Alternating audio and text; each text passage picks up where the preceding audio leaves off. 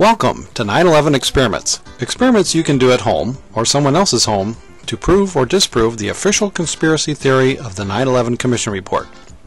We are shown plenty of diagrams of a plane hitting the Pentagon, but we never get to see any of the 85 security camera photos except for one very fuzzy photo. So that leads people to wonder, what are they hiding? Did the plane hit from the official south path or north of the Citgo gas station? So we need verifiable eyewitness reports. So let's check out Steve Storti's story as told to CIT. Steve said he was on his apartment's balcony and saw the crash. His interviews by newspaper reporters and radio hosts have been posted on websites worldwide. Here's a website in France where you can read his testimony if you pause the video now. His apartment balcony was 1 mile away from the Pentagon, at the right side of this diagram that Steve created, at 1425 South Eads Street, apartment 405, Arlington, Virginia, which is the Hampton apartment and condo building on the 4th floor. These apartments face north with a view of the Pentagon. The red arrow shows the apartment Steve was renting on September 11th, 2001. Let's go up there to see how good the view is. The red line on this aerial view shows the distance to the Pentagon, about 1 mile. He could see the corner, but not the wall of the explosion. This distance can be verified through Google Maps. Steve drew a red line of the plane's path over Route 395, assuming he could see the plane at all these points in blue. So let's go over to 1425 South Eads and see if this is realistic. This apartment building has a secure entrance requiring a pass key. The guard or receptionist can buzz in guests. But we were in luck. Steve moved out years ago and the apartment is available for rent. So we asked the receptionist if we could take a look at apartment 405. So she gave us a brochure, floor plan, and rental prices, and let us go up the elevator and down the hall to apartment 405, which was being renovated for some new tenants. We were lucky because not everyone will let you photograph their home. Let's see if Steve's view would allow him to see what he says he saw.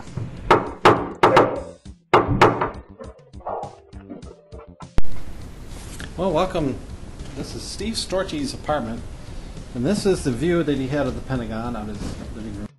Well, here I am at Steve's balcony, and let's see for ourselves what kind of view he had of the Pentagon.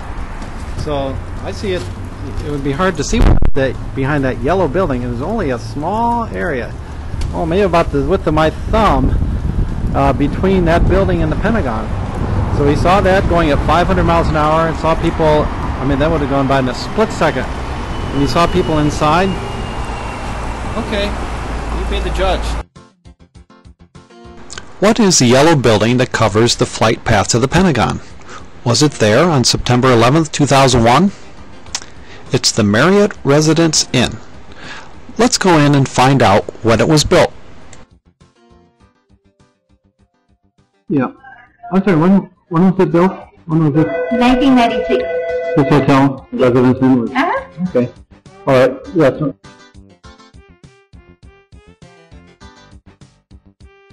Now let's hear Steve Storti's testimony to investigative journalist Craig Reinke while viewing Steve's former apartment and balcony view of the Pentagon.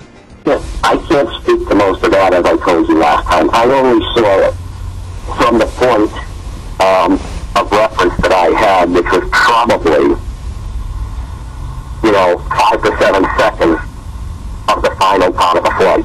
Yeah.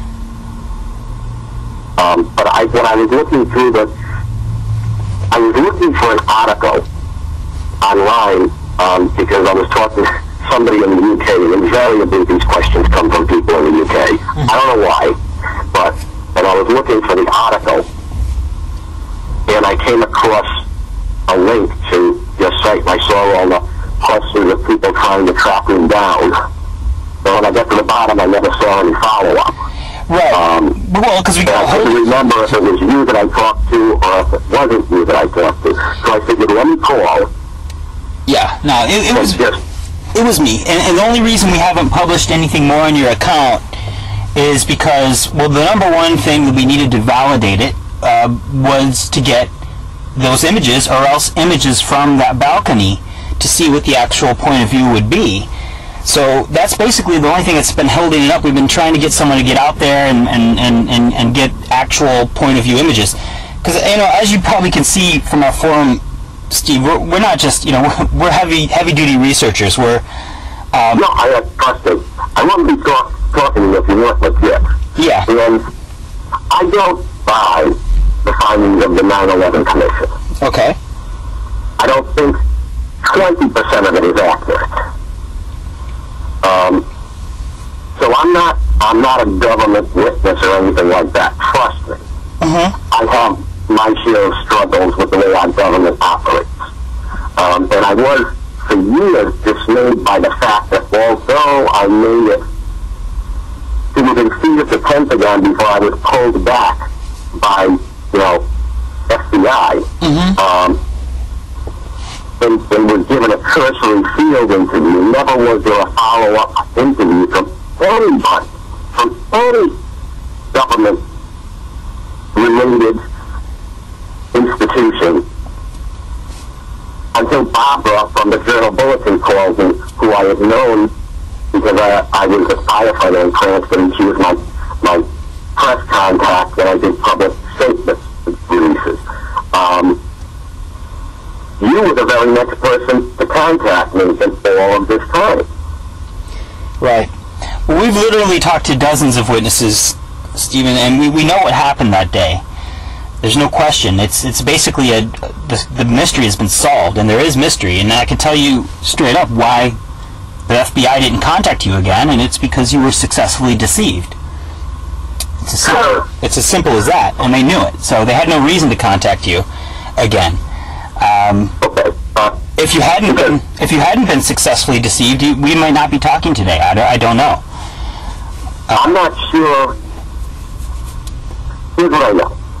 I know it was a 757 because in the 2 years prior, I probably was on at least 60, 70 flights. And I'd been on the very same plane on a flight to Brazil. So I know that it was, okay, I don't know that it was an American Airlines jet, but it was painted exactly to look like one. Right, and you know, you're not an expert. You can't know whether it was exactly a 757 or some model that looked similar to one, or a 737 or 757. Right. It could have been, you know what, I've seen B-52 bombers up close. If you painted one silver, although there's a couple of extra engines on it, never mind, I won't make that statement. No, yeah, everyone confirms basically your description. It looked like a commercial jet, twin engine, you know, pretty much like what the official story says. We've combed the neighborhood. I can also say that there was movement in the back third of that jet. There was what? In the back third of the jet, I can tell you unequivocally that there were individuals moving around back there. Yeah. And I know this because I could see through the windows. I could see the light on the other side of the plane all the way back until the final third of the plane, at which point some of the windows stayed blacked out, but other windows, I'm not going to say shadows or silhouettes because they weren't that clear, but things were moving back and forth in the windows, which was causing me not to be able to lay through. Well, you were a pretty good distance away there, Steve. I mean, it was over the Navy Annex, over the top of it. So, you know, it's on the north side of the freeway by the time you see it. Maybe you saw it from a bit further back, and that's where you really saw it. But I don't know how much you could have really seen in the windows. Maybe you thought you saw something moving. I've heard that from many other people too. So, I don't doubt that you thought it. But I'm not saying it couldn't have been overcoats hung up from the ceiling. Right. Just waiting. Right. But what I'm saying is that when I scanned the plane from front to back, I could see through 2/3 of them. So I know that. I know that I saw it there. I know that I heard it speed up. You did. My line of sight was. I'm sorry. Hold on. You said you did see it bank? I saw it when it reached the end of 395, where it begins to turn to go around the Pentagon parking lot. I saw it there. I saw one wing up and one wing drop. I did not see it hit any poles. I did not see it. It dropped. Everything but the tail thing dropped from my view at that point. But the trajectory that it followed was consistent. At that point, I did hear the engines rev up, which is consistent with everything else that everybody saw. Yeah. I did not see the exact point of impact because my line of sight was obscured by one of the corners of the Pentagon. Yeah. However, from my perspective, the explosion, the initial puff of what I called dust, would have been consistent with it hitting the building. Right. And the explosion, because I spent some time looking at the site, was consistent with the time it would have taken when I reported seeing the tail come up to the edge of the building. What I'm saying is that was when the tail went past the corner of the building, which would have probably been when the plane was about halfway to 2/3 into the Pentagon when it exploded, which is consistent with the eyewitness views from the other angles who were on the road there. I do have my questions. I never saw a flyover of that jet or any other.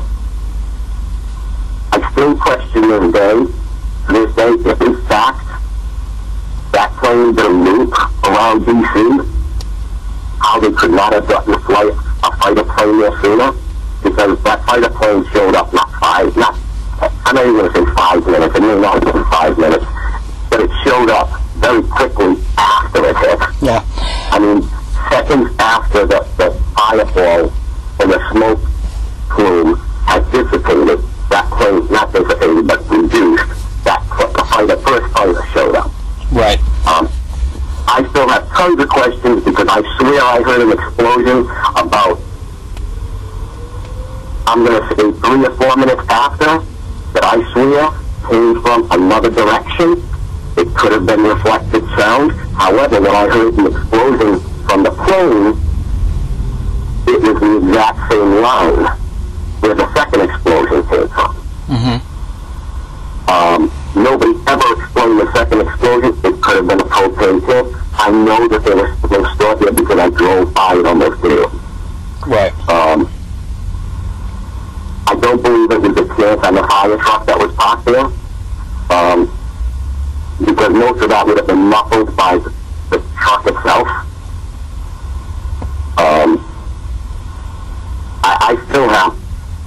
I have a tremendous amount of questions about that day, but the only thing I don't question is that a plane hit the building. Well, that's the only thing I really can't question. Right. Well, what's going to clear up a lot is actual pictures of your point of view, and that's really what we need here to really close the book on your account as far as exactly what you could have seen.